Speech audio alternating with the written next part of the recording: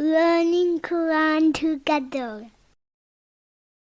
बिस्मिल्लाह अल्हम्दुलिल्लाह वस्सलातु वस्सलामु अला रसूलिल्लाह। सूरह तौबा आयत 111। इन्नल्लाह अश्तरा, यकीनन अल्लाह ताला ने खरीद ली, मिनल मुमिनीना, मोमिनों से, अनफुसहुम व अमवालहुम, उनकी जानें और उनके माल, भी अन्ना लहुमुल जन्ना, बवजह इसके कि उनके लिए जन्नत है। मोमिनों की जानों और मालों को अल्लाह ताला ने खरीद लिया है और बदले में उनके लिए जन्नत है, यानी जन्नत के इवज उनकी जानें और माल अल्लाह ताला ने खरीद लिए हैं। अल्लाह ताला का एहसान है कि उसने जो चीज़ें बंदों को दे रखी हैं, जिनका वो मालिक है, उन्हीं के इवज जन्नत अता फरमाई है। युकातिलूना फी सबीलिल्लाह, वो अल्लाह ताला की राह में लड़ते हैं। फयक्तुलूना, वो कत्ल करते हैं। वयुक्तलून, और कत्ल किए भी जाते हैं। अल्लाह ताला के साथ तिजारती मुआहिदे की ये खसूसियत है कि मोमिन अल्लाह ताला की रज़ा के लिए, उसके दीन को गालिब करने के लिए अपने जाने और अपने माल खर्च करते हैं। अल्लाह ताला से सौदा करने वाले इसलिए उसकी राह में लड़ते, मारते और मरते हैं ताकि उसका दीन गालिब हो। हज़रत साद बिन अबी वकास रज़ी अल्लाह ताला अन्हो से मरवी है कि हज़रत अब्दुल्ला बिन जहश रज़ी अल्लाह ताला अन्हो ने उहद के रोज़ उनसे कहा, क्या तुम इधर नहीं आते कि हम अल्लाह ताला से दुआ करें? चुनाचे ये दोनों मुजाहिदीन बाकियों से ज़रा अलग हो गए। हज़रत साद रज़ी अल्लाह ताला अन्हो ने दुआ की और कहने लगे, ए मेरे रब, जब दुश्मन से मार का अराई हो तो मेरी रज़म अराई किसी ऐसे शख्स के साथ हो जो लड़ाई में ज़बरदस्त माहिर हो और गज़ब में भी शदीद हो। मैं उससे लड़ूं और वो मुझसे लड़े, फिर मुझे उस पर गलबा अता फरमा कि मैं उसे कत्ल कर डालूं और उसकी लड़ाई का सामान ले लूं। तो हज़रत अब्दुल्ला बिन जहश ने आमीन कहा। अब उन्होंने दुआ की, ए मेरे अल्लाह, मेरा सामना भी किसी ऐसे ही दुश्मन से हो जो लड़ाई में सख्त गुस्से वाला और जंग लड़ने में शदीद हो। मैं उससे महज तेरी खातिर लड़ाई करूं, वो मुझे कत्ल कर दे, फिर मेरी नाक और कान काट डाले। बस जब मैं कल को आपसे मुलाकात करूं तो आप मुझसे पूछें, अब्दुल्ला, ये तेरी नाक और कान क्यों काट डाले गए? तो मैं जवाब दूं, ए अल्लाह, तेरी खातिर और तेरे रसूल की खातिर। फिर तू मुझसे कहे, ए अब्दुल्ला, तूने सच कहा। हज़रत साद रज़ी अल्लाह ताला अन्हु अपने बेटे को ये वाक़या सुनाते हुए बताते हैं कि अब्दुल्ला की दुआ मेरी दुआ से बेहतर थी। मार्के के दिन मैंने आखिर पर यह मंजर देखा कि उनकी नाक और कान धागे में परोए हुए लटक रहे थे। मुस्तदरिक अल हाकिम 2409। वादन अलैहि हक्का, वादा है उसके जिम्मा सच्चा। फित तौराती वल इंजीली वल कुरान, तौरात और इंजील और कुरान में। अल्लाह ताला की सारी किताबें इस सच्चे वादे पर इत्तफाक रखती हैं। अल्लाह ताला ने जितनी भी किताबें भेजी सब अफजल और कामिल हैं। वमन औफा बि अहदिही मिन अल्लाह, और अल्लाह से बढ़कर कौन अपने वादे को पूरा करने वाला है। अल्लाह ताला अपने वादे के खिलाफ नहीं करता। अल्लाह ताला का फरमान है, वमन अस्दक़ु मिन अल्लाहि हदीसा, और अल्लाह ताला से ज्यादा बात में सच्चा और कौन है। सूरह अन-निसा 87। बंदे की जानिब से अपना नफ्स और माल सुपुर्द करना है और अल्लाह ताला की तरफ से सवाब अता करना है। फज तबशीरू, पस खुशियाँ मनाओ, भी बईइकुम, अपने सौदे पर, अल्लज़ी बायअतुम बिही, वो जो सौदा किया तुमने उसके साथ, वज़ालिका हुवल फौजुल अज़ीम, और यही बहुत बड़ी कामयाबी है। यानी इस सौदे पर जो तुमने अल्लाह ताला से किया है, एक दूसरे को खुशखबरियाँ दो।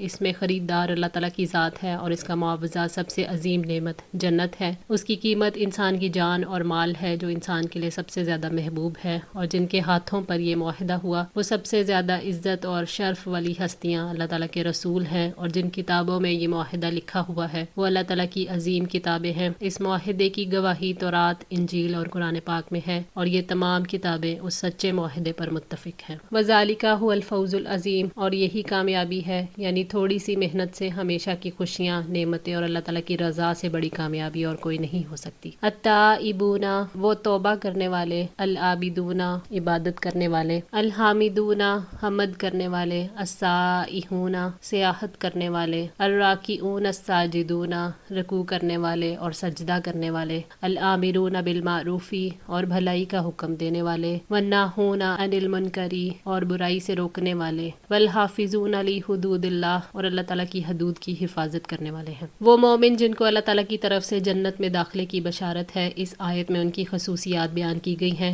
जिनमें से पहली खसूसियत है अत्ताइबून, यानी तौबा करने वाले, जो हर वक्त अपने अमल के लिए फ़िक्रमंद रहते हैं, गुनाहों पर नादिम होते हैं और अल्लाह ताला से गुनाहों पर हमेशा तौबा करने वाले हैं। अल आबिदून, इबादत करने वाले, जो हमेशा अल्लाह ताला की इबादत का एहतमाम करते हैं, वाजिबात भी अदा करते हैं और मुस्तहब्बात भी, और उसी के लिए इबादत को खालिस करते हैं। अल हामिदून, ऐसे लोग जो हर हाल में अल्लाह ताला की हमद बयान करते हैं, यानी गम और खुशी में, तंग दस्ती और खुशहाली में। हज़रत अबू हुरैरा रज़ी अल्लाह तआला अन्हु से रिवायत है कि नबी सल्लल्लाहु अलैहि वसल्लम ने फरमाया, जिसने सुबहान अल्लाह اللہ و بحمدہ دن میں 100 دفعہ کہا اس کے گناہ معاف کر دیے جاتے ہیں، چاہے سمندر کی جھاگ کے برابر ہی کیوں نہ ہو۔ صحیح بخاری 6405۔ السائحون سیاحت کرنے والے، اس کی تفسیر روزوں سے بھی کی گئی ہے یا طالب علم کے لیے سفر کرنے سے کی گئی ہے، مگر اس کی صحیح تفسیر یہ ہے کہ سیاحت سے مراد اللہ تعالیٰ کے تقرب کے لیے حج، عمرہ، جہاد یا علم حاصل کرنے اور اقارب سے ملنے کے لیے سفر کرنا ہے۔ تفسیر سادی: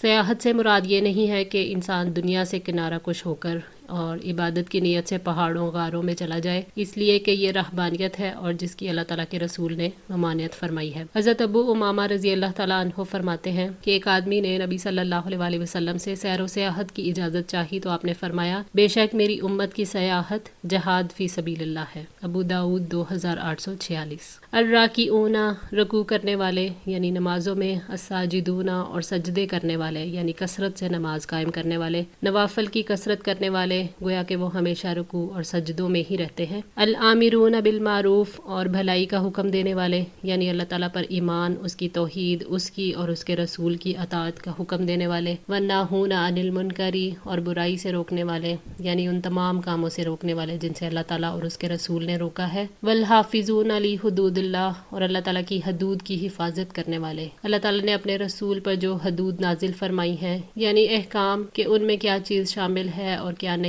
ہے، اور اس کا علم حاصل کر کے ان حدود کی حفاظت کرتے ہیں۔ وبشر المؤمنین اور مومنوں کو خوشخبری دے دے۔ یہاں اللہ تعالیٰ نے ذکر نہیں فرمایا کہ اہل ایمان کے لیے کس چیز کی خوشخبری ہے تاکہ دین اور دنیا اور آخرت کے ثواب سب اس میں شامل ہوں۔ یہ خوشخبری ہر مومن کے لیے ہے۔ رہی اس خوشخبری کی مقدار تو وہ اس کے ایمان اور عمل کے مطابق ہوتی ہے، اور یہ خوشخبری جنت دارالسلام کی ہے۔ ما کان لنبی نہیں ہے نبی کے لیے، والذین آمنوا اور ان کے جو ایمان لائے، ان یستغفروا للمشرکین کہ وہ مشرکوں کے لیے مغفرت کی دعا کریں، ولو کانوا اولو القربی چاہے وہ رشتہ دار ہوں۔ یعنی نبی صلی اللہ علیہ وسلم اور اہل ایمان کے لائق نہیں کہ وہ مشرکوں کے لیے مغفرت کی دعا کرے۔ جو لوگ شرک کی حالت میں وفات پا جائیں ان کے لیے بخشش کی دعا کرنا جائز نہیں، اور نہ ہی ان کے لیے یہ دعا مفید ثابت ہوتی ہے۔ جب وہ شرک کی حالت میں وفات پا گئے تو ان کے لیے عذاب اور جہنم میں ہمیشہ رہنا واجب ہو گیا، چاہے وہ رشتہ دار ہوں۔ سعید بن مسیب نے اپنے والد سے روایت کیا کہ جب ابو طالب کے انتقال کا وقت ہوا تو نبی صلی اللہ علیہ وسلم ان کے پاس تشریف لے گئے۔ اس وقت وہاں ابو جہل اور عبداللہ بن ابی امیہ بیٹھے ہوئے تھے۔ نبی صلی اللہ علیہ وسلم نے ان سے فرمایا کہ ایک دفعہ آپ زبان سے لا الہ الا اللہ کہہ دیجئے، میں اسی کو آپ کی نجات کے لیے وسیلہ بنا کر اللہ تعالیٰ کی بارگاہ میں پیش کر لوں گا۔ اس پر ابو جہل اور عبداللہ کہنے لگے، ابو طالب کیا آپ عبد المطلب کے دین سے پھر جاؤ گے؟ آپ صلی اللہ علیہ وسلم نے کہا کہ اب میں آپ کے لیے برابر مغفرت کی دعا مانگتا رہوں گا جب تک مجھے اس سے روک نہ دیا جائے۔ تو یہ آیت نازل ہوئی کہ نبی اور ایمان والوں کے لیے جائز نہیں کہ وہ مشرکوں کے لیے بخشش کی دعا کریں اگرچہ وہ رشتہ دار ہی کیوں نہ ہوں، جب ان پر یہ ظاہر ہو چکے کہ وہ یقیناً اہل دوزخ میں سے ہیں۔ صحیح بخاری کتاب التفسیر 4675۔ من بعد ما تبین لہم اس کے بعد کہ ان کے لیے واضح ہو چکا، انہم اصحاب الجحیم کہ یقیناً وہ دوزخ والے ہیں۔ نبی اور مومنوں کی یہ شان نہیں کہ مشرکوں کے لیے مغفرت کی دعا کریں جبکہ یہ واضح ہو جائے کہ وہ دوزخ والے ہیں، اور اللہ تعالیٰ کا قول ہے، ان اللہ لا یغفر ان یشرک بہ ویغفر ما دون ذلک لمن یشاء، بلا شبہ اللہ تعالیٰ اس کو نہیں بخشے گا کہ اس کے ساتھ شرک کیا جائے، اور اس کے علاوہ جس کو چاہے گا وہ بخش دے گا۔ سورہ النساء 116۔ وما کان استغفار اور نہ تھا استغفار کرنا ابراہیم لابیہ ابراہیم کا اپنے باپ کے لیے، الا ان موعدۃ مگر ایک وعدے کی وجہ سے، وعدہا ایاہ اس نے وعدہ کیا تھا اس کا اس سے۔ حضرت ابراہیم علیہ السلام کا اپنے والد کے لیے بخشش کی دعا کرنا ایک وعدے کے مطابق تھا جو انہوں نے اپنے والد سے ان الفاظ میں کیا تھا، سأستغفر لک ربی میں ضرور ہی اپنے رب سے آپ کے لیے بخشش کی دعا کروں گا۔ سورہ مریم 47۔ فلما تبین لہ پھر جب اس کے لیے واضح ہو گیا، انہ عدو للہ کہ وہ اللہ تعالیٰ کا دشمن ہے، تبرأ منہ وہ بیزار ہو گیا اس سے۔ حضرت ابراہیم علیہ السلام نے اپنے والد کے لیے مغفرت کی دعا اس وقت کی تھی جب انہیں اپنے والد کے انجام کے بارے میں خبر نہیں تھی۔ جب ان پر واضح ہو گیا کہ ان کے والد کو اللہ تعالیٰ کی دشمنی میں کفر پر موت آئی ہے تو انہوں نے ان سے اظہار بیزاری کیا اور اپنے رب کی موافقت کی۔ انا ابراہیم لأواہ حلیم بے شک ابراہیم یقیناً بڑے نرم دل والا بڑا بردبار تھا۔ حضرت ابراہیم علیہ السلام تمام معاملات میں اللہ تعالیٰ کی طرف رجوع کرنے والے،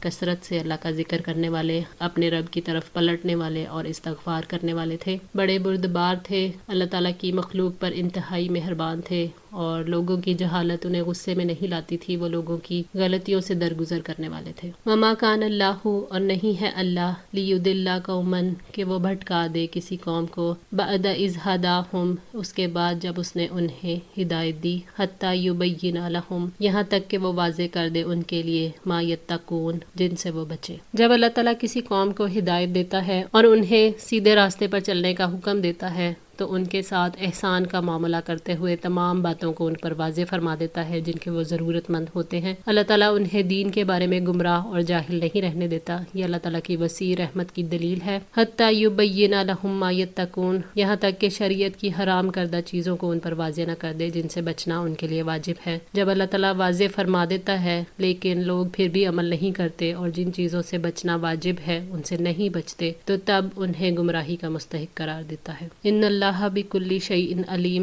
بلا شبہ اللہ تعالیٰ ہر چیز کو خوب جاننے والا ہے۔ اللہ تعالیٰ کا علم کامل ہے، اس نے ان تمام معاملات کی تعلیم دی ہے جنہیں لوگ نہیں جانتے تھے اور ہر چیز کی حقیقت واضح کر دی ہے جن سے لوگ فائدہ اٹھاتے ہیں۔ اللہ تعالیٰ ہم سب کے بھی علم میں اضافہ فرمائے اور عمل کی توفیق عطا فرمائے، ہماری اس کوشش کو قبول فرمائے، ہماری غلطیوں کو تاہیوں کو معاف فرما کر ہماری اصلاح فرمائے۔ جزاکم اللہ خیر، والسلام علیکم ورحمۃ اللہ وبرکاتہ۔